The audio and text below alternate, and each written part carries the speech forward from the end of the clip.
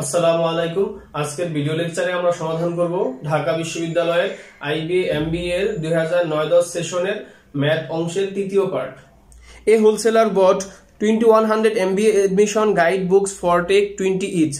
The wholesaler sold 50% of the books for take 35 each and the rest for take 18 each. What was the wholesaler's average profit per book? চলুন প্রথমে অঙ্কটি খুব ভালোভাবে বুঝে নেওয়া যাক। এখানে বলছে যে একজন wholesaler 2100 MBA guide admission guide কিনছে, প্রতিটা বইয়ের দাম নিছে 20 টাকা করে, 2100 বই কিনছে। আচ্ছা, সে কি করলো, সে 50% বই আবার হচ্ছে 35 টাকা করে বিক্রি করছে। মানে প্রতিটা বই হচ্ছে 50% 25 টাকা করে বিক্রি করছে, এবং বাকি যে বইগুলো আছে সেগুলো প্রত্যেক করে কটাকে 18 টাকা করে বিক্রি করছে। তাহলে বলছে তার what is the wholesaler average profit per book, তাহলে তার একটা বইয়ের প্রতি কত টাকা লাভ হয়েছে।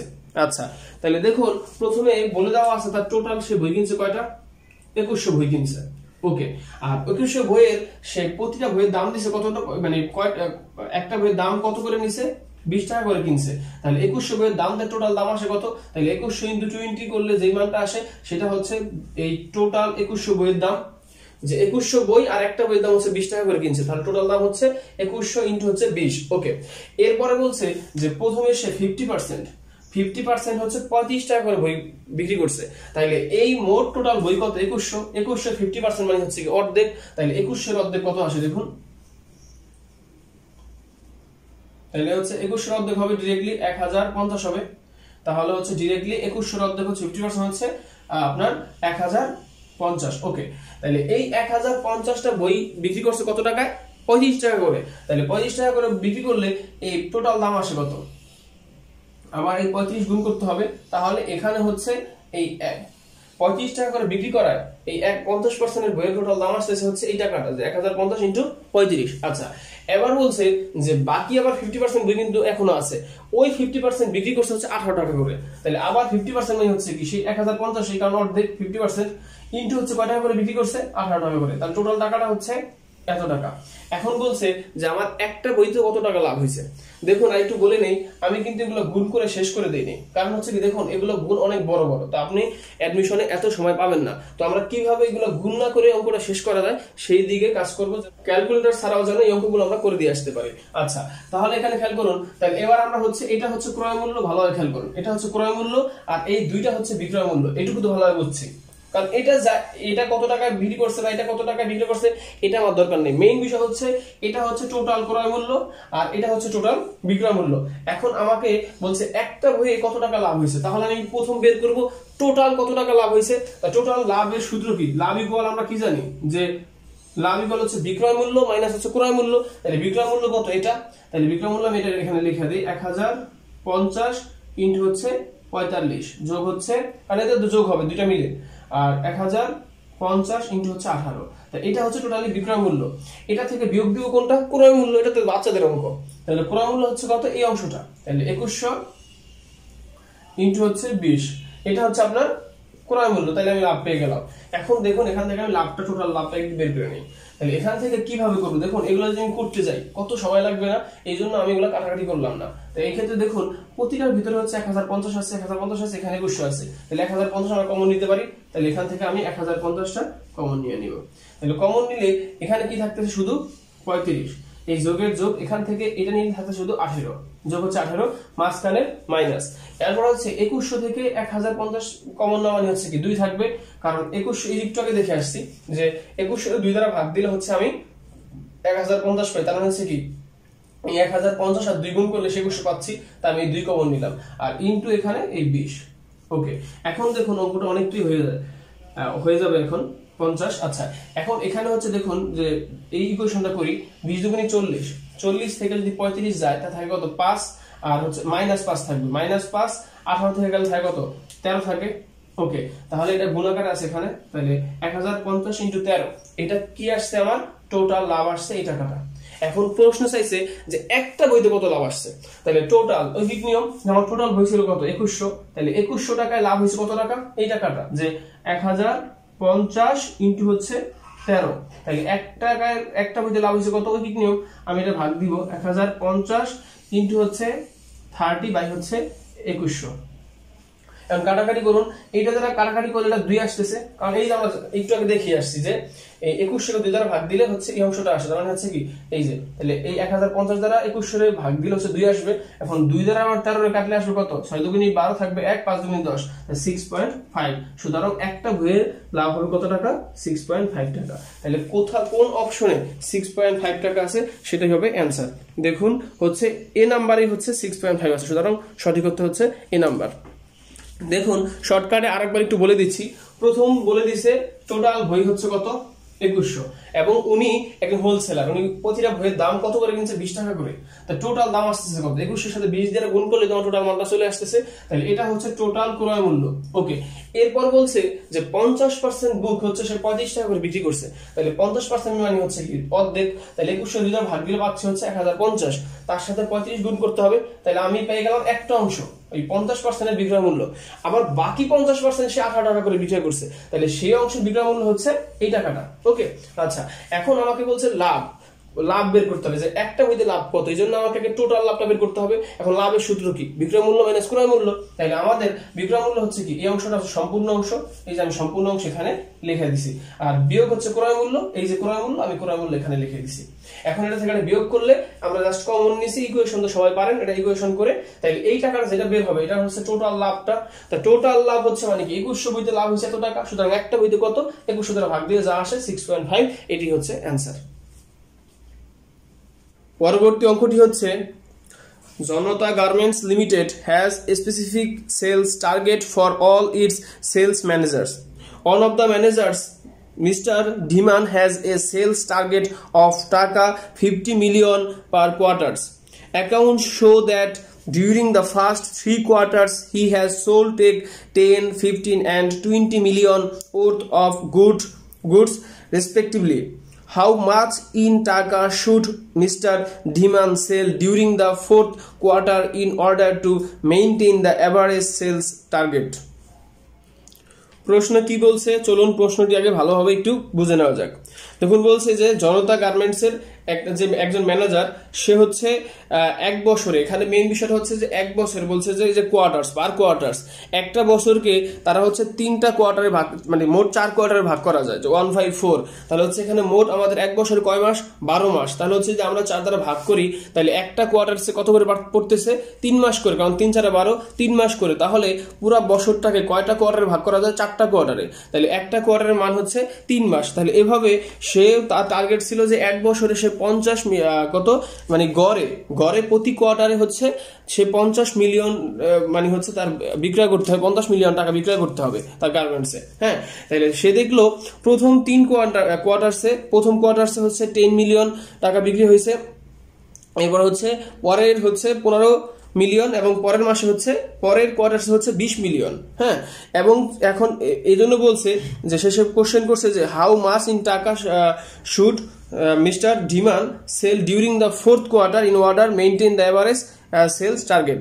যে যদি তার এভারেজ 50 মিলিয়ন রাখতে হয় তাহলে সর্বশেষ কোয়ার্টারসে তার কত টাকা সেল করতে হবে। তাহলে দেখুন প্রশ্নটা খুবই সহজ যদি আপনি একটু বুঝতে পারেন। দেখুন এখানে প্রথম একটা বিষয় দেওয়া আছে যে মোট কয়টা কোয়ার্টার? 4টা কোয়ার্টার। হ্যাঁ, একটা কোয়ার্টার হচ্ছে 3 মাস করে। তাহলে সে যেই টাকায় বিক্রি করুক, তার মানে এক কোয়ার্টার তার এভারেজ টাকা রাখতে চাচ্ছে হচ্ছে কত টাকা? 50 মিলিয়ন। ওকে, তাহলে দেখুন প্রশ্নটা কত সহজ। তাহলে আমার কোশ্চেনে চাইছে কি যে সর্বশেষ কোয়ার্টারসে সে কত মিলিয়ন বিক্রি করছিল, বা এই এভারেজটা ঠিক রাখার জন্য কত মিলিয়ন বিক্রি করতে হবে। তাহলে ধরুন যে সর্বশেষ কোয়ার্টারে কত টাকা বিক্রি করতে, কত মিলিয়ন সেটা আমি জানি না, ধরে নিলাম সর্বশেষ কোয়ার্টারে তাকে এক্স মিলিয়ন টাকা তাকে বিক্রি সেল করতে হবে। আচ্ছা, তাহলে প্রথম কোয়ার্টারে সে কত মিলিয়ন বিক্রি করছে? দেখুন 10 মিলিয়ন। দ্বিতীয় হচ্ছে কোয়ার্টারসে সে কত মিলিয়ন বিক্রি করছে? 15 মিলিয়ন। তারপর হচ্ছে তৃতীয়টা হচ্ছে 20 মিলিয়ন, আর চতুর্থটা হচ্ছে আমরা ধরে নিয়েছি এক্স।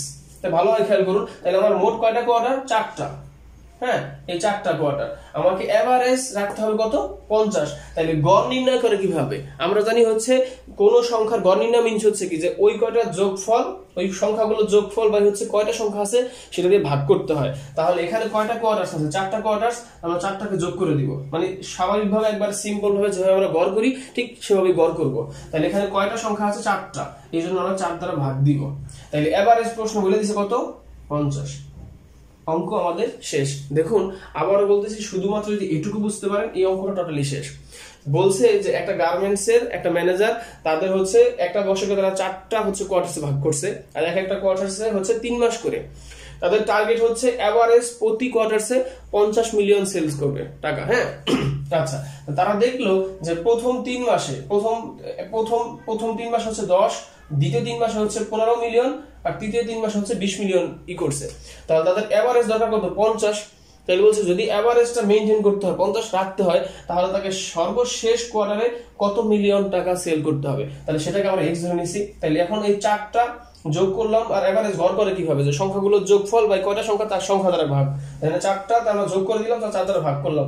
এটা একটা এভারেজ দেওয়া আছে, কোশ্চেন হচ্ছে 50, সুতরাং এটা ইকুয়াল প্রশ্নপত্রে লিখতে পারি 50। এখন এখান থেকে এক্স বের করতে পারলেই আমাদের অঙ্কটা, এখন এটুকু সমাধান করি তাহলে অঙ্কটা হয়ে যাচ্ছে। এখান থেকে 10 আর হচ্ছে 20 আর 10 হচ্ছে 30, 30 আর 15 হচ্ছে 45, আর এখানে হচ্ছে প্লাস এক্স। আমি শুধুমাত্র জেনারেল ইকুয়েশন করে যাব, আর নিচে 4 আছে পাশে গুণ হয়ে যাবে, তাহলে 4 50 হচ্ছে 200।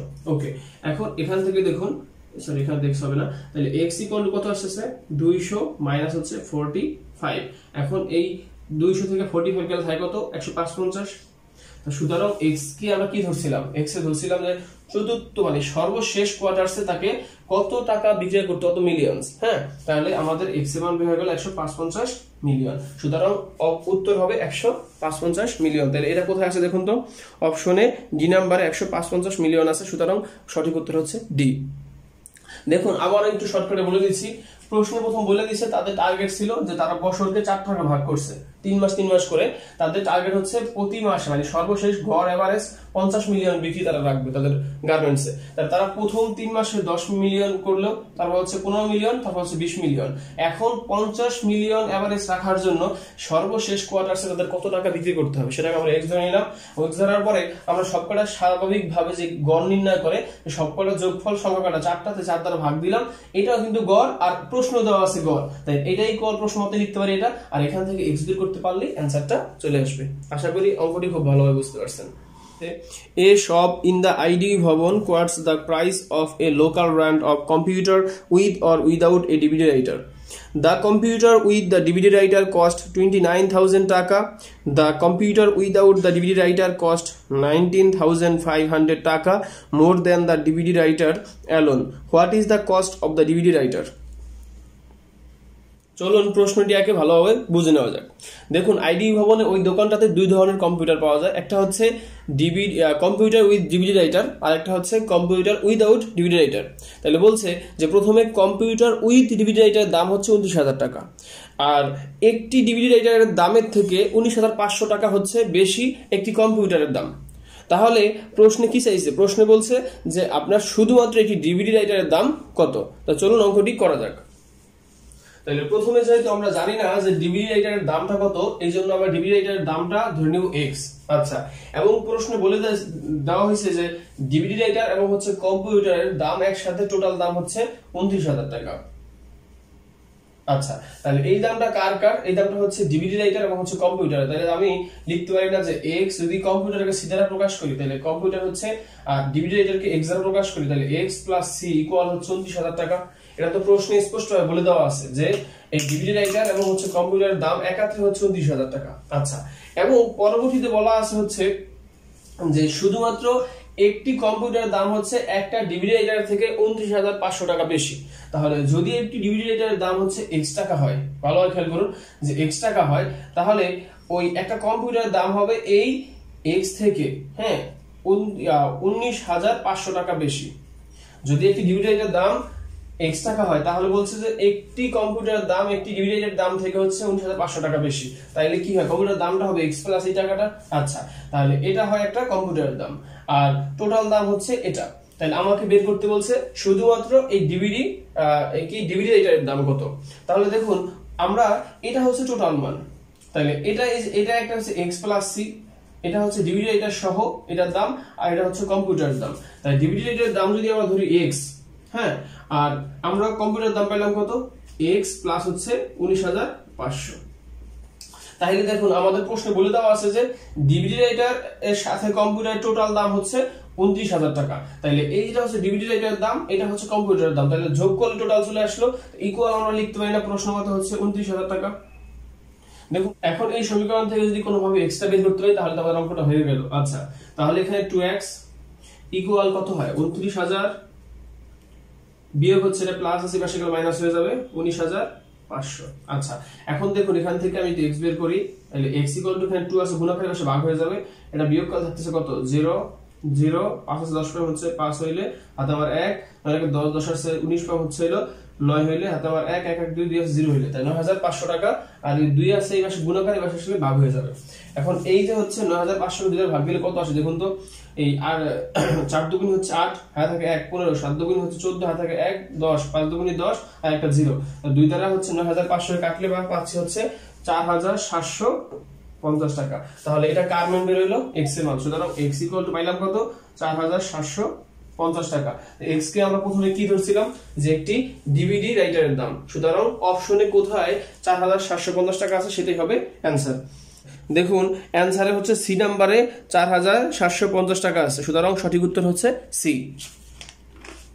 আজ এ পর্যন্তই, দেখা হবে পরবর্তী ভিডিও লেকচারে। কমেন্ট করে আপনাদের মতামত জানাতে পারেন। আল্লাহ হাফেজ।